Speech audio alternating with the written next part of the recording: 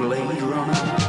Welcome back, ladies and gentlemen, to another episode of Silver Screentime podcast with Phill Sutton and Karl Porter. Today we're doing Eyes Wide Shut, Stanley Kubrick's last film, starring Tom Cruise, Nicole Kidman. A lot of controversy around this film. Is it good? Is it bad? Is it meant to be the way that it's edited and cut, or what? Karl, it's the first time that you've seen it, isn't it? Yep. And you came at it. You don't really know who Stanley Kubrick is. No, the director. Yeah, You're just coming at it from right, this is a film. I'm watching it. Yeah, well, obviously you two knowing me, as I like watch films, I like to act them all out and do all the, I tried to act this one out with my missus, and I basically said I need 20 men and women naked, order the masks, and then at one point, a random guy will be like, right, he can be Tom Cruise, and we're like, remove your mask. Yeah. And I'm like, fuck, you're right, Ben. Didn't know you was here. Very, very interesting. But yeah, no, I felt like from me watching it, it's a 2.5 hour long film. Yeah. Maybe I looked at it as it being kind of slow for my way of trying to get into a film. Fair. Like, the acting was great. Like you said, you've got Tom Cruise, who's in his 30s, clean cut. Yeah, he's 38. He's 38 in that, and he's 38. Yeah. How good does he look for 38? Yeah, he looks amazing. It was 1999, wasn't it? Yeah. So I mean, because he's in his 60s now, isn't he? And he just looks like... Nicole Kidman's in her 20s, and they look... They're together at that point, aren't they? Yeah, they were together in real life. Because they obviously was, married with kids and stuff. Well, it's interesting because they actually came, that was the back end of their relationship. Right. Yeah, it was 2 years later, I think, the divorce and stuff, So I think they got together, at the beginning of 1990. So that was 9 years into their relationship. Wow. And it's interesting because it's fraught. You can kind of... I don't know whether you can sense it in the film because obviously they're acting. You know what I mean? And it's meant Stanley Kubrick obviously wanted there to be a bit of this weird friction between them. But yeah. I wonder how much of it is a bit real though. How much of it is they're saying stuff to each other and they're actually therapeutic. It's building up. It's been 6 to 18 months or something. You're fucking pissing me off, because there's a few scenes, isn't they? When they have the weed and stuff. And it's a really bizarre film. So obviously. Coming at it from my angle, my angle is that, I've watched, obviously I'm into films, and I do like, some avant-garde directors. I can't really, if it's slow, then I'm a bit for fuck's sake. Yeah. But if it's interesting and it's got weird shit in it, and then I will give it a watch. So I think Eyes Wide Shut. Is something that I think I tried to watch, couldn't get into it. It was too bizarre. In terms of it's even weird because it's not completely like a normal Stanley Kubrick film in a way. Yeah. Where, I don't know, with Clockwork Orange, Shining. Did you do that as well, Clockwork Orange? Yeah. Have you seen that? Yeah. And I've heard mad stories as well about what he used to do to certain actors and stuff. Yeah, no, this is it. So he had a brutal. Right, that makes sense now. Okay. Mm-hmm. Yeah. So this is it, and I the first time I watched it, I was like, this is weird, because obviously you've got Tom Cruise in it. Tom Cruise is a weird casting, right? Because he's usually, with all the other Tom Cruise vehicles, these are high octane, entertaining things. 100%. They're always entertaining. They're always it's very Hollywood. Whereas with Eyes Wide Shut, it's not. It's more of an art house director directing this Hollywood, this really high profile Hollywood couple. Yeah. And so, because I suppose with that as well is, at the time, 1999, Tom Cruise was one of the first guys that all you needed for the poster was his face. Yeah. It would just be the poster. He was the most bankable star in the world. Yeah, exactly. And there's no internet then, so people would have just seen Tom Cruise is in that film. Let's go watch it. I bet it'll be like Mission Billboards Impossible. And exactly. Bus stops and that. They would have gone to it and be like, what is this? This is crazy. But so the first time I watched it, I was a bit but watching it for this, I really enjoyed it.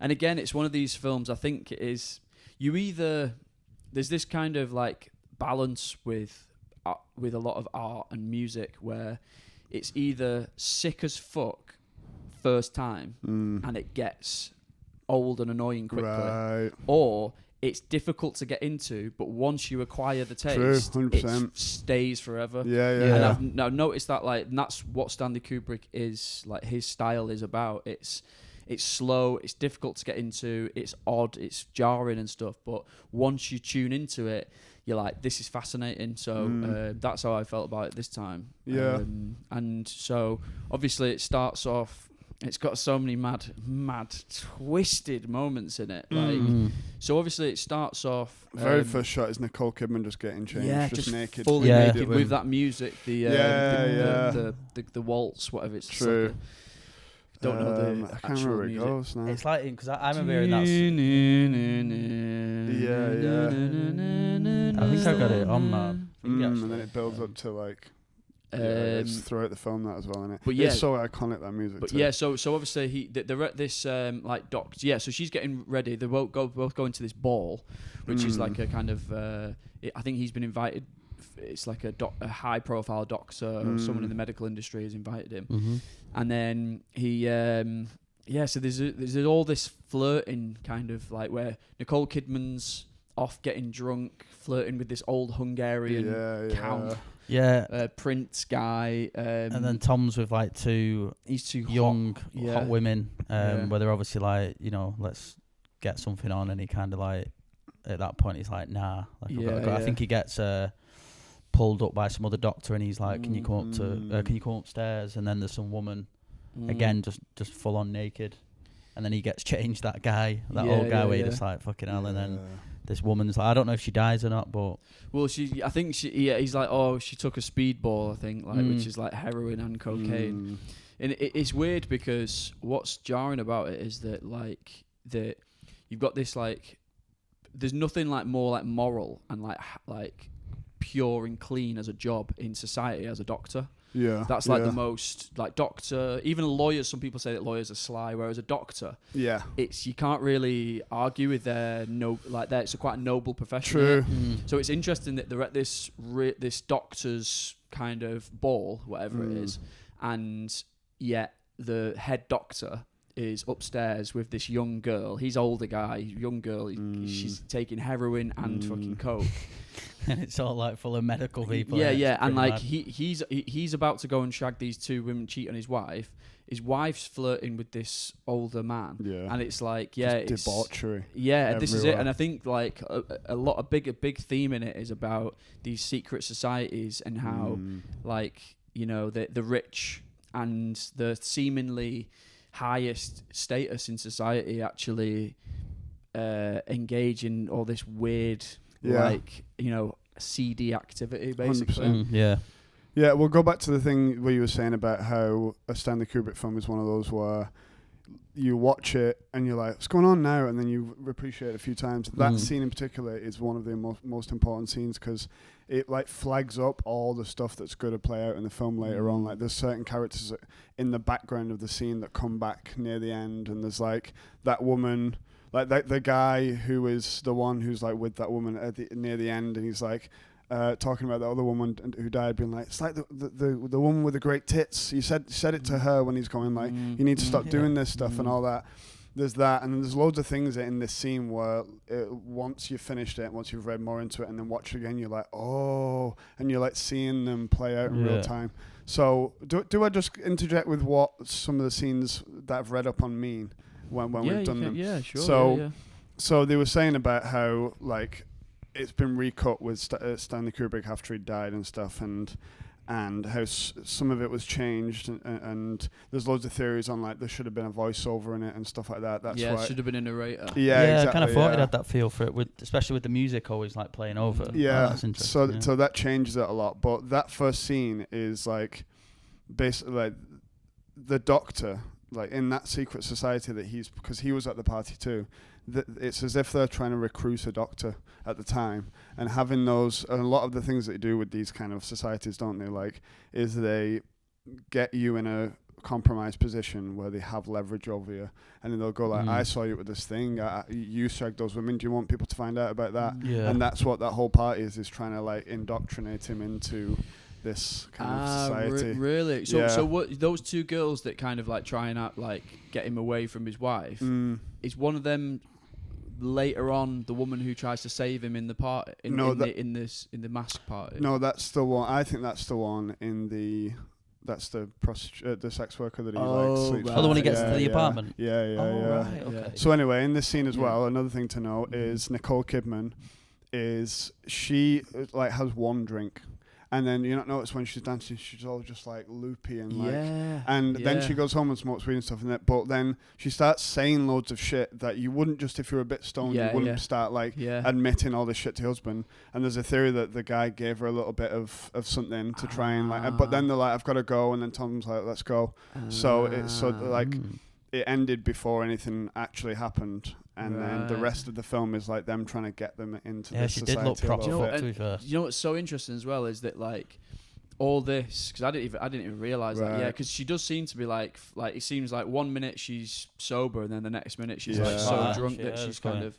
And it's so interesting because it's only now like 2025 that we're hearing about the Diddy parties like and that's why it's so Cosby interesting. Spiking and exactly. all this, like all Epstein, like all this stuff. No, and all them themes are in the all these in the like film. exactly like all these rich and famous people they're getting up to this weird shit. 100%. They really are. Like he was going like, look, this happens like that, and like that scene in which is probably the best scene of the film, I reckon. We're jumping ahead to best scene of the film when they're in the. That room with the snooker table, and he's like revealing everything to him. He says at one point, like, if you knew, you don't want to know who's at those parties because it'll be like presidents and like politicians and all actors and all masked up, so you don't know who they are. Yeah. That's them trying to like recruit a doctor because she didn't have heroin and coke. They drugged her because she's been human trafficked there. And she's like almost gonna die, and they're like, "Fuck, we need to get a doctor in here." So it's like it goes like it can be interpreted as maybe it was, but I feel like this is and what I've read into it and everything and all these different theories on it. That seemed to me is like the first time that they're like, "Why are we at this party? And what's going on?" And they suddenly seem to get out of there. And, eyes wide open now, isn't it? Like, whoa, this is all going on for years. Okay. Yeah. So yeah. Well, what's the next scene after that though? You go back to the apartment then. Yeah. So they go back to the apartment, and I always thought it was a bit like this is where I think that a lot of people think that Stanley Kubrick was kind of losing the plot or kind of losing his touch a little bit, out of touch, is the saying, and like a bit because he was kind of. When she's smoking bud and like she starts acting mental. Proper like. You're like, that's not how you act when you're stoned. And you almost seem like Stanley Kubrick was like, yeah, I bet, And this is the big controversy about it is that he died before he approved the final edit. Yeah. So a lot of people think that the edit like said it's unfinished and stuff like that, and that's why it's got Kubrick in it like so much, obviously because he shot it. But it's almost like it wasn't, fully complete because he was such a perfectionist. 100%. So obviously after that scene, they're kind of having this weird thing, and that's where I start to tune out a little bit because she's been so mad, and I'm like, this is weird. And then he gets a phone call from that woman, which it's kind of just mental to mental because he gets a phone call. He turns up at this apartment. And this woman's like, someone's died. Yeah. And then straight away she just starts going, I'm in love with you. Yeah, she wants to get on him. Yeah. And it's like. And like Tom Cruise is like, you don't know what you're saying. I think that you whatever.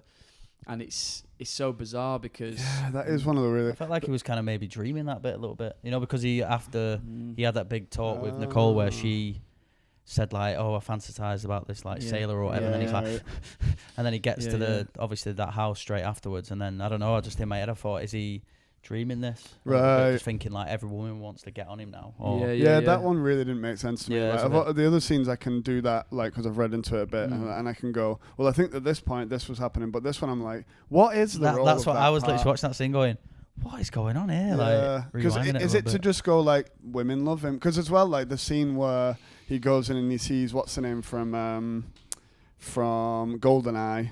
What's his name? Yeah. Alan Cummings. Yeah, Alan yeah. Cummings is super gay, and he's just like, well, yes, doctor, like that, just loving him. And That's I'm like, couple is years, it I think, supposed to show that just he's a like women and men are just like, they just love him. I don't really get it that scene either. Yeah, I think it's meant to be kind of that he's like, not that he's so wanted, like that it's like, oh, look at how fresh Tom Cruise is, but more like, this is the thing about kind of jealousy, is that in his head she's not cheated on him. Yeah. She just told him a dream about cheating on him. True. But the emotional attachment and the emotional pain that comes with that is real. Yeah. Do you know what I mean? Because she's like being like, she's so brutal. What she's saying as well, where she's going, when she's like, you know, like they were all laughing at you and I was loving it. Like, wait, shit like that. But that's the one later on. Is it later? So right. the first one is her being like, so it's not just a dream. This is the first one is her talking about in that scene. Yeah. She's going, there was one night. Do you remember when? Yeah, she was like, you don't think? I think he said something like, you wouldn't have cheated on me, would you? And she's like, you don't think I would cheat on you? Yeah, we were just saying about how we're wondering what that scene was all about with that woman being like, I love you, Tom Cruise. And and then I was saying about that, how that scene with where Nicole Kidman's just saying like to Tom Cruise about how she wanted to get mauled off another guy. Yeah, like the sailor guy mauled like a bat. Mauled off a sailor, and describing it and saying that she'd like in risk. Depth, she's going, I'd risk everything I would have risked everything to do it and all this stuff, and it was it's fucked up. And then he goes to the house, and then he starts having flashes of her, like it's that black and white bit where it's like him imagining the guy fucking his wife. And I've had this in the past where I've had a thing with someone where they've moved on quick, or like you've had someone's cheated on you or whatever, and then in your head you have these like, you're walking around and you're like, oh, trying to get these flashes out of your head. So I was like, that's intense. Another thing about the New York scenes, by the way, Stanley Kubrick was like at that age, well always, but especially at that age, scared of flying. So instead of going to New York, they made London streets look like New York. And there's one scene, and you can see it in the film when I watched it the second time after reading this, where he's walking and the background looks crazy, and all it is, it's a screen playing streets of New York as he walks on a treadmill. Yeah, it's Tom Cruise just on a treadmill with a picture of New York behind him, which was mad. And then, but yeah, then he gets. Some people say that, like that, you know, like you said, like you felt like it was a dream, him going to that apartment. Yeah, I felt like more or so with the woman coming on to him. Yeah. It's interesting because a lot of people say that the reason, like Kubrick, instead of him being lazy, like he meant to shoot it like that so that it seemed like an unreal environment that he was in, that he wasn't in reality, that he was in, like, you know, whatever. But like you said, it's like who it's anyone's guess. True. Whether it's like you say, Kubrick just being like, can't be arsed going to New York to shoot it, let's just do it on a green screen, whatever. But I wouldn't be surprised if it was that kind of thing. Like The Shining, it's like every wallpaper and carpet has a meaning and all this stuff. So I wouldn't be surprised if that's. But it's funny. I actually saw like a thing on Instagram the other day of like a kind of behind the scenes shot of Tom Cruise filming that. And it's like him like just walking on a treadmill. It's funny because you've seen the thing of it. Yeah, and he's in like full suit, like he's got that suit on, hasn't he? And he's got some. Which must have just come out at the time, Air Max 95s. Some like proper sick, cool now trainers that that you would go into the Northern Quarter and see like a hipster wearing, and he's just wearing these like because they probably must have been given to him, being like, hey, have some running trainers. Wow. But yeah, no, it was just interesting. That's funny. I've not seen the behind the scenes thing. Yeah, I want to watch that. Yeah, no, I've never seen it before. I just saw it on an Instagram page, but that's funny. Yeah, and then obviously he gets called a flaming faggot. Some of the things like, hey, like it's the American thing, innit? You flaming faggot. Yeah. That is one of those. You know when you said the scene before with the like, it seems like he's out of touch because she smokes some weed and starts being like, I cheated on you and all this stuff. That is the one to me where I'm like, did Stanley Kubrick write this? And that's what he thinks like New York bullies will shout to someone. It's so ridiculous. Yeah. It's very like 80s. It is, yeah. Like the last time he probably felt in touch with culture was the 80s, and then so he thinks, that's what, that's what bullies are like. But also, it's kind of, it's weird because it's almost weird that they attack him because Tom Cruise is like good-looking, like guy, and he's in like a fresh suit. It's not like he's got like glasses and he's like, nerd, or he's dressed in a mental way. It's like, But I mean, really weird. Obviously sometimes they can pick a fight with anyone. You know what I mean? Like even if they are a really cool guy, he's a doctor. It can happen. But yeah. So then obviously, what else does he do? And then does he meet that woman after that? That's when he's walking a bit further. He's like pissed off. Yeah, and she's like, is it the prostitute? She's like, have you got the time? Yeah. Or and something. He starts walking with her, and then just fucking goes in the apartment. Yeah, it seems like at first he's like, I'm watching it going, oh, he's just gonna be like, go away like that. But he's very quickly like, go on then. My wife's fucking a sailor in her head. Do you want to take me up to yours? Do you know what? It really turns me on that scene. I don't know why. Like just kind of hot, like just her like just taking him inside there, and like just the build up of it, and you feel like, man, just get away from your wife. Just have a little, Tell her that you're still at that fucking house. Yeah. Well, it's interesting because he could probably could have shagged her. Could have shagged 2-3 women that night. Yeah. I got home and she's like, you want to fuck me? I'm all worn out. Well, it's interesting because he kind of like, I can't be arsed shagging this woman. And then he goes to a prostitute, and then he's like, can't be arsed shagging her either. He's like, I'll give you the money, I don't want to shag you. Then he goes to the bar, and then he tells him about this mad party, and in his head he's probably like, this is where I want to shag. Right, You know what I mean? Like, true. You know what I mean? Like that's what I thought it was, because he's progressively going into like kind of higher status sexual situations. Do you know what I mean? Yeah, like, and maybe that's all like. Yeah, that's a good point, actually. Maybe that's now why that scene is that woman being like, I love you, like, I'll suck your dick here near my dead father's body. Yeah. And then he's like, no, not enough. Like that, she's a bit old. And then he goes, then the prostitute's like, what about this? That scene, it is mad. And then he takes the phone call, he's just in the corner like, could be busy. And then he pays her anyway. And then he's on his way. Yeah, he goes to that bar and he meets that guy. Stanley Kubrick's in that scene as well. When they sit down, him and another woman are sat there, Stanley Kubrick and another woman. There's a whole theory on it, right? They're both wearing, so the guy Nick Nightingale, who is the piano player, he's wearing like a tan thing, and so is the woman. And then Stanley Kubrick's wearing black, and so is Tom Cruise. And when they sit down, they sit in the exact same formation, all this stuff. And then Nick Nightingale starts telling Tom Cruise about the party. And the whole theory on this might be a bit of a reach, but the whole theory is it's Stanley Kubrick being like, someone's told me about these parties, and I'm trying to expose it to you, kind of thing. Or maybe he went to one and found out what it was like, or something like that. But Stanley Kubrick's also had a load of stuff in his previous films where he's like called out like pedos and stuff, which wasn't a popular thing at the time. So that's not even part of it yet. But there's a whole theory that a large part of the film that was cut out was there was kids at that party as well, and not just adult sex party. And there's certain scenes where you see really small people in masks in the background, and you're like, right, okay. And there's a whole theory coming later that I'll tell you about. This is what like people said that about the Diddy parties. Exactly, yeah. Said that there were like younger people there. I believe it. Yeah, I can't. There was some. I watched some thing about it, like, that soft white underbelly. Shout out to them. YouTube channel. Like some bloke from LA, and he interviews like crackheads or prostitutes, and it's like black and white, and it's like brutal shit. Like, and gets them to just describe things. And there was some woman who said she'd been to the Diddy parties, and she said, there was like little. It's funny because she said there were little people there. Right. And I was like, does she mean dwarves or children? One's okay, the other one is not.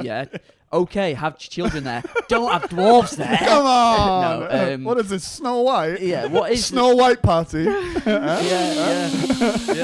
Look at you. Yeah. It's not a borrower. Yeah, just put it on his Well, they could have the borrowers there as well. Like, get on the top of that Drop shit. that right on that. You know, if you were to like rape a borrower, like how would you even like do it? How would you Because start? You'd rip it apart. I know I would.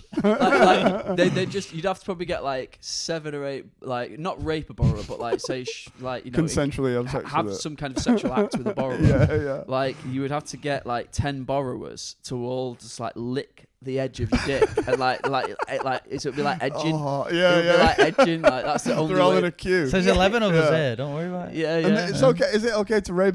Joke about not rape. To joke about rape something if it's fictional? Like, Yeah. could we rape a unicorn? Yeah, exactly. Like, that's Well, fine. yeah. Yeah, I think we could. Well, you can say that you can Rape a wizard. rape a wizard. Yeah, Rape yeah, a you wizard, could yeah. do You that could if rape want. a wizard. Anyway, but Magic yeah, this. borrowers. Yeah, I think that probably 10 borrowers. How many borrowers does it take to make me No, come? that's You can film that, yeah. yeah. it's a well-known saying. That. Honey, I rape suck the borrowers. kids. Oh no, suck the adult. Oh shit, shoot. Honey, I shrunk the kids and made them edge me. Now this is more eyes wide shut than we realised. No, this is it. Do you know what the thing is that, you know, what I always say is that remember that this is art, you know, what we're doing right now. It's performance. And we like, and we as a society like to see sinful behaviour played out in art. That's why The Godfather's the best film of all time. It's about a criminal enterprise. Yeah. We like to see sinful behaviour played out in a simulation so that we don't have to engage in it ourselves. And that's why we can talk about raping borrowers, because we're not actually going to do it. Because we're simulating this sinful behaviour that in real life would be morally corrupt, but whereas in an artistic context, it's actually helpful for society to cathartically exercise these things for them. True. So I if anyone completely agree. wants to debate me on that, I'll happily be. I've spent about 15 years building up justification for heinous things that I've said. So can't get me on that. Yeah. But that, by the way, that wasn't me saying we shouldn't joke about it. I was like, sound. isn't it fun that we are allowed to talk about raping borrowers? Yeah. Anyway. And also, it's no one cares about that anymore. Genuinely, like no one. I can just like, what was it the other day? I saw something the other day where it was like, it's over. What did I say? I can't remember what it was, but it was something like that whole cancel culture, people scared of saying is. Well, think about it as well. wrong. Like, I had this thought the other day where I said to my mate Nick, I was like, we were talking about something, and then I went, "Oh, you won't be able to say that in 5 years." Of the whole, like, "Oh, all the kids will, it'll be they, them, well, all this kind of joke of like, we'll be too woke." But then I thought, no, actually, in 10 years. It might just be like all Nazis and stuff. Like, it's popular to be like, no, definitely. Well, like really right wing now. Yeah, if you look at the government, like the American government, like they've that council that he's kind of like formed of like all these like hyper masculine men or whatever. Even though, you know, obviously Elon Musk is like more of like a kind of masculine nerd in a way, isn't he?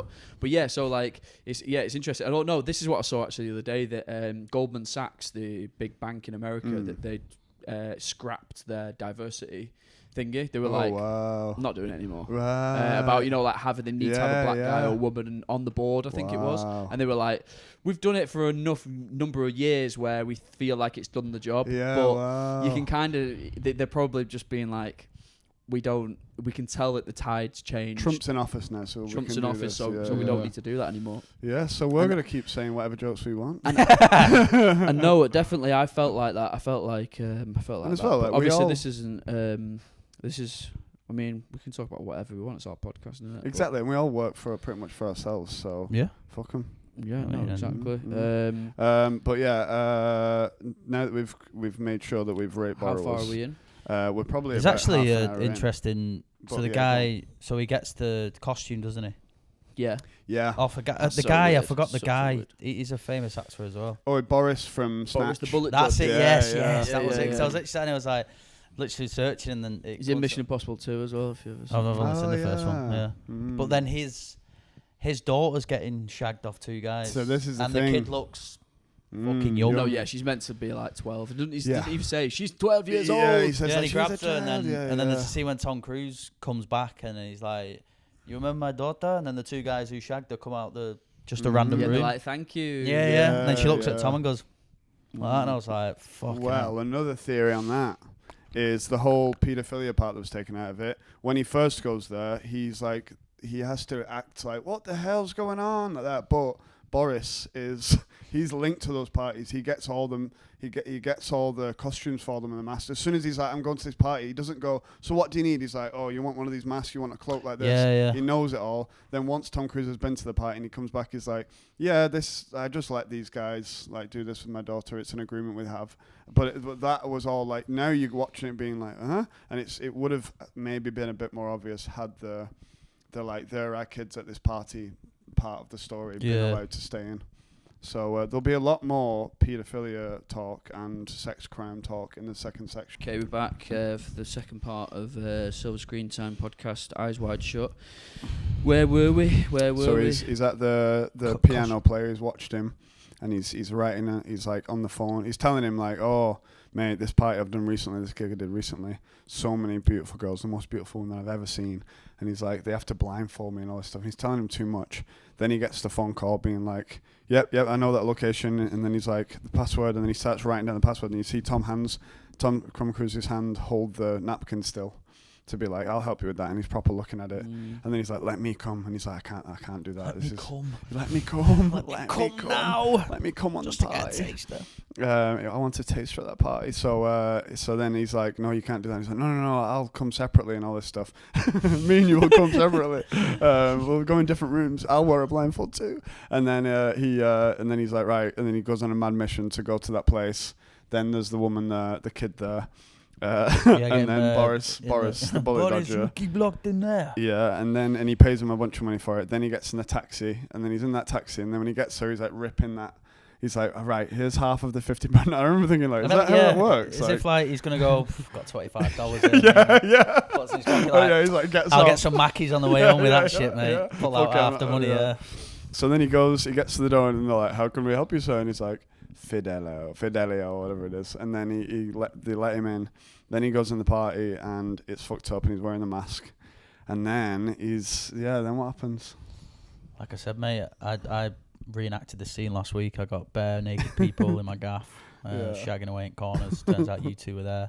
It was mint. What, the band? Brought the band Bono and the Edge. So yeah, like the camera angle, the camera shots just going through the house dead slowly, really. And people are just having a massive orgy going on in there, like naked bodies, masks are there. Yeah, and then it's that music as well. Like he's playing the ding. Yeah, it's ding, very like it comes in at certain scenes, doesn't it? Where you go, goes on for ages. Forever. And you're watching it, and all these. There's a guy up on the top, the masked people who are up on the balcony, like looking down at Tom Cruise, and they're like. And then he like looks and he's like, and they must know everyone really well by the masks, because immediately they're like, who's this imposter? Like through this mask we can tell you're not supposed to be here, kind of thing. Then all those women get their tits out. Oh God, and Babylon's everywhere. Like the second time I watched it with my girlfriend, and she was like, they all have very similar bodies, and I was like, they do. They all have like the same body. They're all like popular, like what the popular body was at that, and like that skinny heroin chic. True. Yeah. Just skinny blondes, basically. Yeah, even like Nicole, like she's got like a similar figure, hasn't she? Really, she's not a heroin addict, but you know, she's a weed head. Yeah, she's a weed head. She's a bloody roofie head. Baghead after one toke, and she's like, I want a sailor to fuck me. Yeah, exactly. So yeah, then there's there's that one that takes him away, and he's like, come with me. And then then you're thinking, oh, now he's getting down to it, and then this is where she's like, you shouldn't be here. Yeah, well, you go in that room. She says you shouldn't be here first, and then he goes in that room and he just watches. Like, there's a guy on there, and he's shagging a woman, and she's on top, like riding him, and he's going like. He's not just like this. He's like, yeah, proper getting in there, like going sick. Do that? No, yeah, he goes, yeah. He's going, No, but everyone's looking a basketball like, bounced off his mask. Yeah. And there's just fucking going on everywhere. There's women 69 on a table. But then also in that scene, in the background behind Tom Cruise, there's two people sat on one of the chairs just watching with mask on. They seem very small. Are they little people? Are they borrowers? Are they children? We don't know at this point. Need to watch it again. I feel like the whole film is so funny because I feel like if Tom Cruise would have had like one wank, before he left the thing, like it would have just been like what the fuck? Yeah, 100%. If you just then walked in the party, you'd be like, oh, it's like the same feeling as like if I ever watch porn and have a wank. As soon as I've come, the porn is. I'm like, oh, this is disgusting. It's still on your line. Look at the state of you two. What are you doing to yourselves? Whereas 20 seconds ago, I was like, yeah, go on, grab a tits. Do you know what I mean? Yeah. So that scene's just mad, and it's showing like the guy's just absolutely nailing that woman, and he's watching. And then the woman comes over. She's like, you know what's mad? You can tell that it's overdubbed because obviously they can't hear her under the mask when they're speaking. So it's them like saying the lines and it's over, but you can tell that it's been like overdubbed afterwards, and maybe even some of it was said differently. You never know. But the woman's like, "No, you've got to leave. You've got to get away from here." Like, just bit like, and he's going like trying to get the mask off.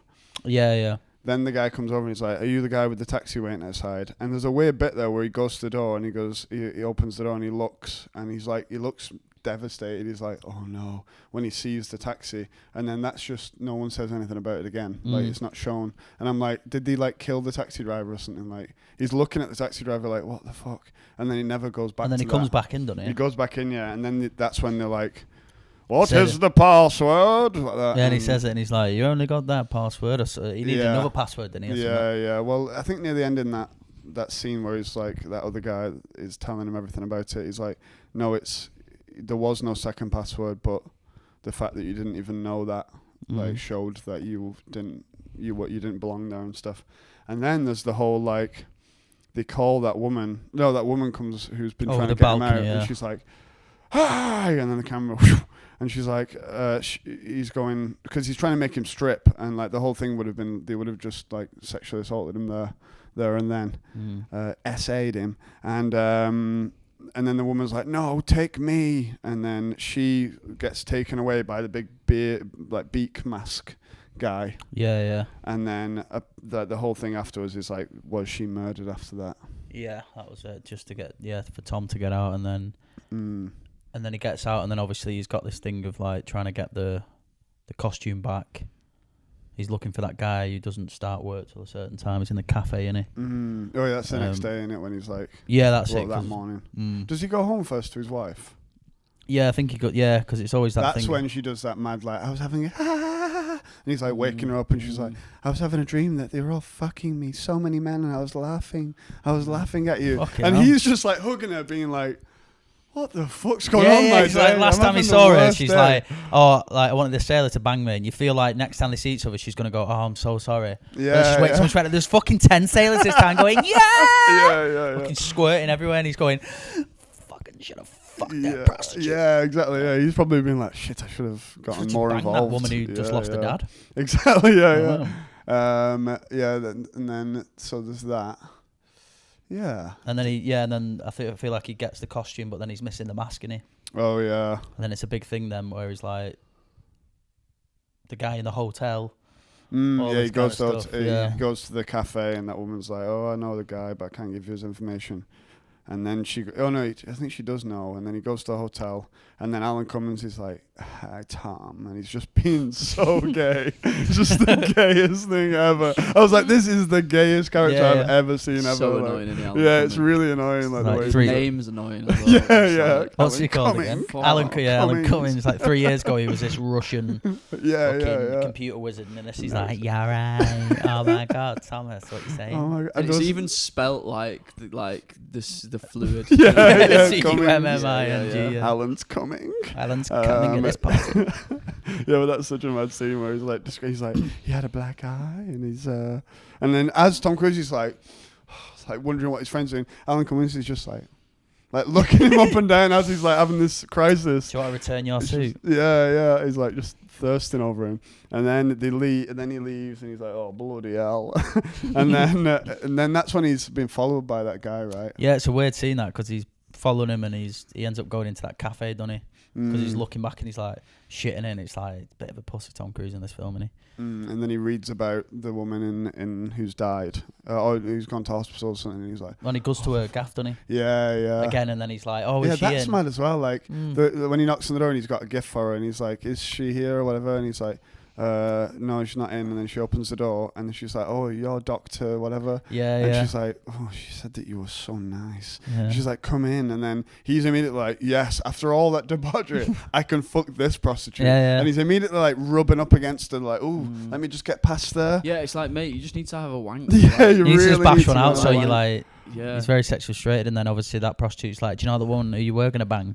She's got HIV." Yeah. It's just weird. It's dead mad because it's like. But then, as soon as he says that, I'm like, "Well, he's sound because he didn't shag her." Yeah, exactly. So but he doesn't go, "Don't worry, I didn't." Like, that's what's weird. He doesn't say, "I didn't shag her." He's kind of just been like, just lets her believe that. Yeah. Well, there's also this thing of like, because he finds her in the hospital later when she's just naked and cold on that thing. Do you know what? It made me remember that. I remember watching Bad Boys. Do you know when they go in that scene and it's that like all those like it's a mortuary and there's that woman with big tits on the thing. And he's like knocking the table and the tits are jiggling. I remember as a kid being like turned on by that scene. And like, there's a cold dead woman with giant tits, and I was is that Bad Boys? Oh my god! Yeah, I think so. Yeah, it's when he gets on. He gets ecstasy in it. Oh yeah, because he drinks it and then he starts going like, "Look at this guy's head." That's what that was when I first watched it. Yeah, because I think he chucks in the bag and then 2 pills just like go in a glass, and then he's thrown up because that guy's top of his head fell off. Oh yeah. So he drinks the water, but then he drinks those as well. Right, and then he sees those tits and he wants. Yeah, so that reminded me of that scene. He's like, cover him up. Yeah. But in that same scene, that's when Tom Cruise is like going over her head like this, that dead woman's head, just dead slow. And that's where Roger Avery on the Joe Rogan podcast said that he reckons there was a narration there, and he was saying, like, "I'm so sorry you were involved in this and all this." Yeah, that would have made sense. Yeah, because it was again with the music a little bit. Yeah, exactly. So, but then so that didn't happen, and then he goes and he's finding all this shit out, and he's being followed, and this is all like it affirms the theory of like. It's all like the secret society. They were trying to get him involved in a way, and it's all a bit seedy, and maybe it's got something to do with kids and stuff. And there's a lot of bits where you're like, wait, what did that part mean? Like, was that cut and changed? And then he goes to the house, doesn't he? Where the snooker roll is? No, he goes to the where the party was. Oh, and he gets given like an envelope, doesn't he? Yes, right. So there's a thing called the letter theory on this film, where all they had to do in that scene was, because all it is a shot of hands going through a thing and then him holding a letter and reading it. So there's a theory that said something different. And then after, because there was apparently a thing where Stanley Kubrick is like arguing with like Warner Brothers, being like, "No, this is my film, you can't change it," and all this stuff. And then mysteriously he dies a few weeks later. And they were apparently like, the whole theory is like, no, you can't reveal that we all go to like Epstein Diddy parties and stuff. So we're going to change that one bit. And it's basically like the letter says like, you're leave this alone, like this should be warning enough and all this stuff. But the theory is that it's like we won't say anything about you, and we won't kill you and stuff if you give us your daughter, right? Oh, really? So if you give us your daughter and she's part of the our society and stuff, then we'll leave you alone, kind of thing. So then he's like, he reads that, and then what happens after that? Is that when he finds out about, he's somewhere in this part, he's found about that woman dying. Yeah, because he finds out about her in the paper, like, yeah. And then he gets called back to that house, doesn't he? We're right near the end of the film now. This is like the snooker bit. The scene where he starts telling him about certain things, like he goes, "You've been getting followed or something." Yeah, exactly. And he's saying all this stuff. And he's like, "Oh yeah, because he calls him there. He's like, come to my house. Yeah, and I'm going to tell you about what's been going on and stuff." And I'll send you a bottle of scotch. Yeah, I know you went to the house. I know you did this and all that stuff. And it's basically like he got, the theory is that he got Tom Cruise at that first party because they were like, "Yeah, we want a doctor because this is going to happen all the time. We're going to get like weird drugged women and stuff, and we're going to need a guy on call to like help us with this stuff."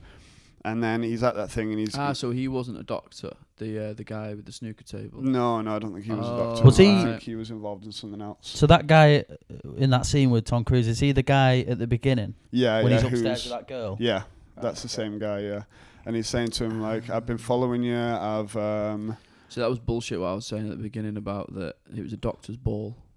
Oh right, I didn't hear you say that. I just thought you said it was, no, that was bullshit. Right, okay, so it's a ball, but like there's a doctor there. Forget what I said at the beginning. And yeah, so he's basically being like, yeah, we've been following you. You don't want to know who's been at that party and all this shit. And then right, he goes home back to Nicole Kidman, and the mask's on the bed. The mask is on the bed, and that's a bit interesting because you're like, did it fall out in the apartment, and then she put it there. She's put it there, going, well, he can explain this when he comes in. You know, or have someone broke into his house, and that's what I thought from all that. If broken in, and be like, we'll set that right next to your wife, like the horse's head thing, being like, we could have killed her. Yeah, because she been in your mention apartment. It at all, does she? Yeah, exactly. She didn't say anything. She just starts crying. Yeah, she's asleep, and he's just on the edge of the bed going. Like, and I was like, imagine like your girlfriend or Tom wife Cruise or whatever waking up to that. Yeah, you're like, she's hella hot. And he's just like, you alright? Was it the 10 Sailors shagging me? Yeah, he's like, I'll tell you everything. She's like, let me tell you more about people shagging me first. Let me tell you just absolutely annihilated I know me that you're crying, but let me absolutely destroy you even more. And then he tells her everything, right? But it like cuts suddenly, and it's her all like clearly been crying loads and like stressed. She's smoking downstairs, aren't they? And then and it's a flat they live in, aren't they? So there's no downstairs, you knob. And then they're going like, oh, we've got to take her out Christmas shopping, and he's just like, Tom Cruise just looks fucked. And then they go out to fucking Harrods or something or whatever it's called. They're walking around. And I remember just looking at that scene, being like, "Oh yeah, all the '90s toys. Remember this? Like bit when Home Alone. Kids. It was a bit Home Alone-esque, yeah." And I'm like, "That's nice." And then they're walking around, and this is a bit where I'm like, they're looking at her every time they're talking. They're looking at her, right? And she's running ahead, and they're talking. But as they're talking, they're both looking at the kid, paying attention to where their child is. Then there's that right at the end when they're having that conversation.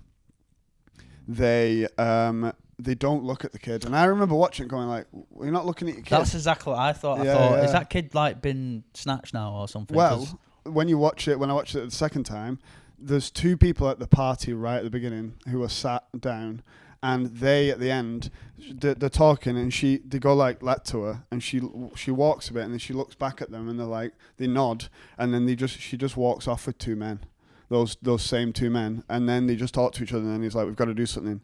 Fuck, and then the film's ended, and the whole theory is like they accepted that they have to give this kid away, and be like, yeah, we're in this now. Like, if we don't want to be exposed, and we want to keep being rich people, and we don't want to, like, we have to give our kid away to this secret society kind of thing, and then they're just like, right, well, let's fuck now then, because we're fully in this, and we're like. Well, maybe it's him going. Now that we've talked about like he just needed a wank. Maybe she's like, we should have sex though, so none of this shit happens again. Because like that could have been avoided if we at least wanked in front of each other. Do you know what I mean? So yeah, that's the film. So the whole theory on it is like, yeah, it was much more like this is a paedophile sex ring, as well as like and human trafficking. Like all those women would have been like. In a very shipped in and stuff, and and then it's this whole thing when you watch it a second time, knowing all that stuff, you're like, oh god. Yeah, it'd be interesting to watch it a second time, actually, seeing all these different themes going on in it and stuff. So. Yeah, because you're like, oh okay, some of this makes more sense now. So like you said, you watched it the first time, you're like, why is he getting offered to get fucked now off this woman after she's lost her dad, and you know. Yeah, exactly. So it's a very strange film, but it's also one of those where you're like, it's so interesting to know the whole thing behind it of like the theory on like did because a lot of people happen, like Stanley Kubrick, like all of his family were like, he was in perfect health before he died, like did he just like initially he just like died very suddenly out of he nowhere. Probably got killed then, didn't he? And like the theory is that like they were like, no, we're not having you telling our secrets. Because as well, even if they were like, we're going to cut it this way, he'd still be going interviews going like, they cut my film differently because they don't want me to expose them as paedophiles. Yeah. So they were like, bye, and they just offed him. Which back in the 90s, like if it happens in the last 20 years, then it probably definitely would have been happening way more back then. So yeah, pretty mad, right? Do we have any favourite performances or anything? favourite performance? Alan Cumming. Yeah. Gayest performance. Yeah. Probably.